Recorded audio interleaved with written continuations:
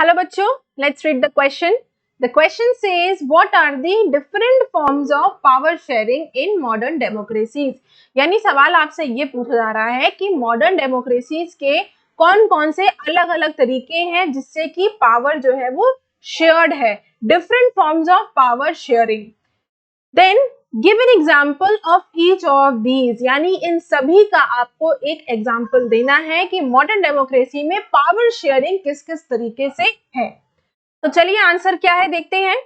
Following are the different forms of power sharing in modern democracies. Point number 1 is power sharing among the different organs of the government. यानी सबसे पहला point क्या है कि government के different different organs में power shared है. It is called horizontal distribution of powers. इस पावर शेयरिंग को, ये जो डिस्ट्रीब्यूशन है पावर का, इसको कहते हैं horizontal distribution of powers. For example in India, अगर इंडिया की बात करें तो power is distributed among the legislature, executive and judiciary. हाँ बिल्कुल सही बात है, ये हम जानते भी हैं कि इंडिया में जो पावर डिस्ट्रीब्यूटेड है वो कैसे किस किस में डिस्ट्रीब्यूटेड है. एक है लेजिस्लेचर यानी जो कानून बनाता है, एग्जीक्यूटिव जो उस कानून को इंप्लीमेंट एग्जीक्यूट करता है, और तीसरा है जुडिशरी जो लेजिस्लेचर और एग्जीक्यूटिव की फंक्शन को चेक करता है, उसको मॉनिटर करता है. Laws are made by the parliament. Parliament में कानून बनाए जाते हैं. And implemented by the executive, यानी जो कानून बन जाते हैं उनको एग्जीक्यूट कौन करता है, एग्जीक्यूटिव्स. ठीक है. बट लेकिन their functions are monitored and checked by judiciary. लेकिन देयर फंक्शंस का मतलब है लेजिस्लेचर यानी पार्लियामेंट एंड एग्जीक्यूटिव. तो इनके फंक्शंस को कौन मॉनिटर करता है, कौन चेक करता है, उससे कौन चेक करता है, judiciary. So point number clear है हमें that power sharing among the different organs of the government.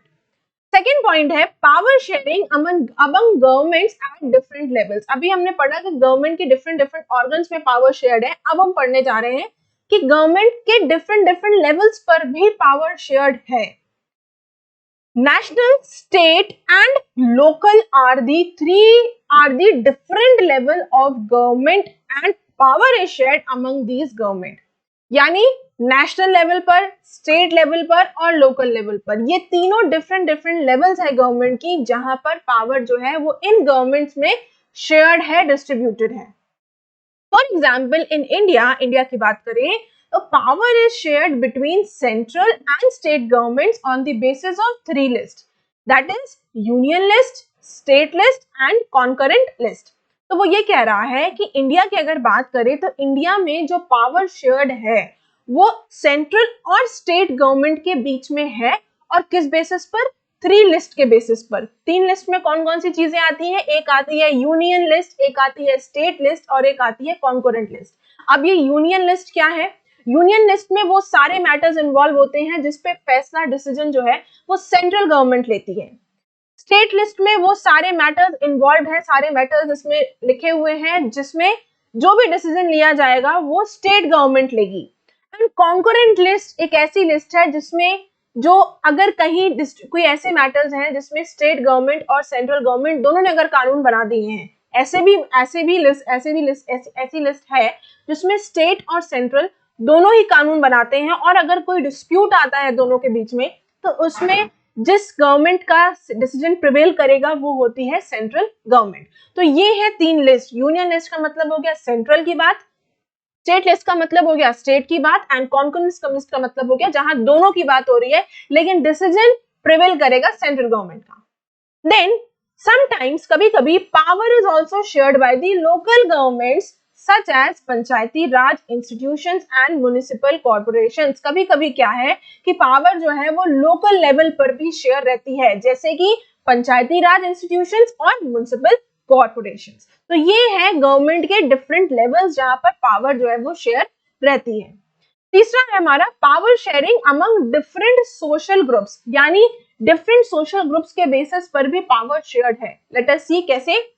In some modern democracies, कुछ हाल ही की डेमोक्रेसीज की अगर बात करें तो power is also shared among the religious and linguistic groups. यानी हाल ही की मॉडर्न डेमोक्रेसीज की अगर बात करें तो पावर जो है वो रिलीजियस बेसिस पर as well as linguistic groups के बेसिस पर भी पावर शेयर्ड है. फॉर एग्जाम्पल इन बेल्जियम की बात करें तो community government shares the power which is elected by the people belonging to one linguistic community irrespective of their place where they live। वो ये कह रहा है कि बेल्जियम में क्या है, कम्युनिटी गवर्नमेंट है और ये कम्युनिटी गवर्नमेंट पावर शेयर करती है। कैसे कि इस कम्युनिटी गवर्नमेंट को वही लोग चूज कर सकते हैं, इलेक्ट कर सकते हैं जो कि इसी लिंग्विस्टिक ग्रुप को बिलोंग करते होंगे। इस चीज से कोई फर्क नहीं पड़ता इररिस्पेक्टिव कि वो कहाँ रह रहे हैं। वो ये कह रहा है कि ये जो कम्युनिटी गवर्नमेंट बनी है बेल्जियम में, ये पावर शेयर कैसे कर रही है कि इस कम्युनिटी गवर्नमेंट को वही लोग शेयर कर रहे हैं जो इस पर्टिकुलर कम्युनिटी, इस पर्टिकुलर लिंग्विस्टिक ग्रुप को बिलोंग करते हैं। इससे कोई फर्क नहीं पड़ता कि वो किस जगह रह रहे हैं। इन इंडिया की बात करें तो इंडिया में हमारे यहाँ ना रिलीजियस बेसिस पर ना लिंग्विस्टिक बेसिस पर पावर शेयर नहीं होती। हमारे यहाँ कम्युनिटी गवर्नमेंट जैसा कोई कॉन्सेप्ट नहीं है इंडिया में, लेकिन reservations are made for the socially weaker sections of the society in legislature and bureaucracy। यानी हमारे यहाँ कोई कम्युनिटी गवर्नमेंट वाला कॉन्सेप्ट नहीं है, लेकिन कुछ सोशली वीकर सेक्शंस जो है सोसाइटी के लिए, उनके लिए रिजर्वेशंस बनाए गए हैं, उनके लिए रिजर्वेशंस किए गए हैं। कहाँ लेजिस्लेचर में भी as well as in bureaucracy. Then the fourth point is indirect power sharing arrangements by political parties, pressure groups and movements। अभी तक हम जो तीनों पॉइंट पढ़े इसमें डायरेक्ट इन्वॉल्वमेंट है, डायरेक्ट पावर शेयरिंग है, लेकिन इस पॉइंट में आप देखेंगे कि इनडायरेक्टली पावर शेयरिंग हो रही है। कैसे? When no single party gets majority in the elections, जब किसी भी पार्टी को मेजोरिटी के साथ इलेक्शंस में वोट नहीं मिला, बहुमत नहीं मिली, तो क्या होगा? Different political parties come together to form a coalition government and power is shared by them. फिर क्या होता है? फिर वो पॉलिटिकल पार्टी क्या करती है? दूसरे पॉलिटिकल पार्टी के साथ हाथ मिलाकर एक कोलिशन गवर्नमेंट बनाती है और इस तरीके से फिर पावर शेयर हो जाती है। यानी कुछ मंत्री ए पार्टी के होंगे, कुछ मंत्री बी पार्टी के होंगे। Then sometimes different pressure groups including trade unions, industrial workers, businessmen, etc. also share power indirectly by influencing decisions of the government through movements or protest। दूसरी चीज वो ये कह रहा है कि जो अलग अलग डिफरेंट प्रेशर ग्रुप्स हैं, जिसमें कौन कौन आता है, जैसे आपके आ गए ट्रेड यूनियंस आ गए, इंडस्ट्रियल वर्कर्स आ गए, बिजनेसमैन आ गए, ये लोग भी पावर शेयर इनडायरेक्टली करते हैं। कैसे? ये गवर्नमेंट के डिसीजंस को इन्फ्लुएंस करते हैं, क्या करके? मूवमेंट्स करके, धरना प्रदर्शन करके, प्रोटेस्ट करके, डेमोन्स्ट्रेशन करके, भारत बंद करके।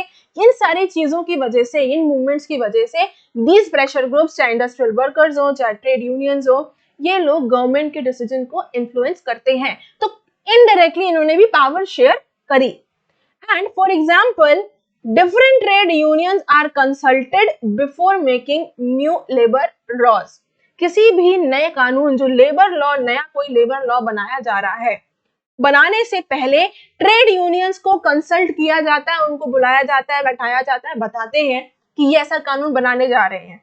तो दिस इज द एग्जांपल कि क्या है, इनडायरेक्टली पावर शेयर हो रही है। So I hope you understood the question as well as the answer. Best of luck.